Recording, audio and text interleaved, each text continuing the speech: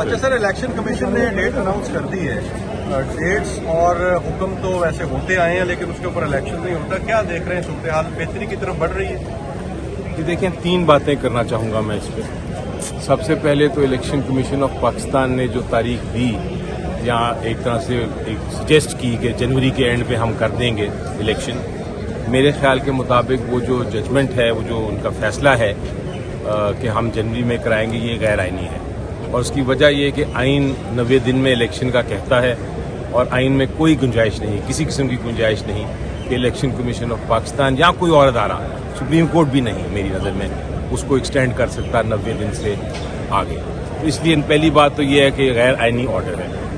دوسری بات میں یہ کرنا چاہوں گا کہ آئین کے تحت الیکشن کمیشن آف پاکستان کو میری نظر میں اختیار ہی نہیں ہے. اور یہ میں نہیں کہہ رہا، آئین کہتا ہے اور سپریم کورٹ کی 2 ججمنٹس کہتی ہیں کہ اگر پریزیڈنٹ ڈیزالو کرتے ہیں نیشنل اسمبلی کو تو پھر پریزیڈنٹ صاحب نے ہی تاریخ دینی ہے. یہ الیکشن کمیشن آف پاکستان تاریخ دے ہی نہیں سکتا. اس لیے یہ دوسری وجہ ہے کہ یہ الیکشن کمیشن آف پاکستان کا جو آرڈر ہے، جو ڈائریکشن ہے یا ان کا فیصلہ ہے، یہ بالکل غلط ہے، غیر آئینی ہے. تیسری چیز پھر میں ایڈ یہ کرنا چاہوں گا کہ کم از کم ایک چیز تو ہو گئی ہے، اور وہ یہ ہے کہ الیکشن کمیشن آف پاکستان کی طرف سے کوئی کسی قسم کا اشارہ تو آ گیا ہے کہ الیکشن جنوری میں ہوں گے. کیونکہ پہلے یہ بہت ڈبیٹ ہو رہی تھی ہر طرف کہ شاید الیکشن ہوں ہی نہ. تو اس لحاظ سے آپ کا جو سوال ہے وہ میں مانتا ہوں کہ یہ ایک خوش آئین بات ہے. پہلی 2 باتوں کے کرنے کے بعد میں یہ کہوں گا کہ یہ خوش آئین بات ہے.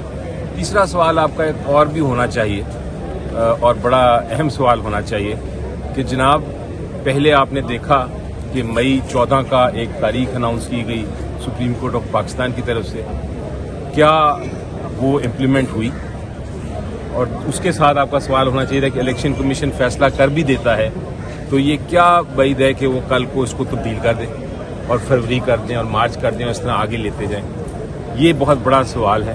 اور اس لیے میں کہتا ہوں کہ سپریم کورٹ آف پاکستان کے پاس 2 جو کیسز ہیں پینڈنگ، جو سب سے اہم کیسز ہیں پاکستان کے، وہ کیسز یہی ہیں کہ الیکشن کمیشن آف پاکستان اور پریزیڈنٹ صاحب کو یہ بتایا جائے، یہ ڈائریکٹ کیا جائے کہ 90 دن میں الیکشن کرائیں.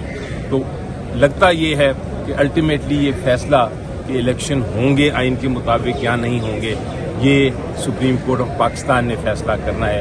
جس طرح ہماری باقی آئینی برہان جو ہوتے ہیں وہ سپریم کورٹ نے حل کیے ہیں، اس طرح لگتا یہ ہے کہ اس کیس میں بھی، اس سچویشن میں بھی الٹیمیٹلی سپریم کورٹ کو ہی فیصلہ کرنا ہے. اور سپریم کورٹ اگر فیصلہ کرنے کے بعد اپنے فیصلے کو امپلیمنٹ کر سکتی ہے تو پھر یہ پاکستان کے لیے اور پاکستانی قوم کے لیے سب سے بہتر ہوگا. اچھا سر، ایک کوشچن ہے کہ پرائم منسٹر کی ایک سٹیٹمنٹ ہے، انہوں نے انٹرویو میں یہ کہا ہے کہ عمران خان کے بغیر بھی شفاف الیکشن ہو سکتے ہیں.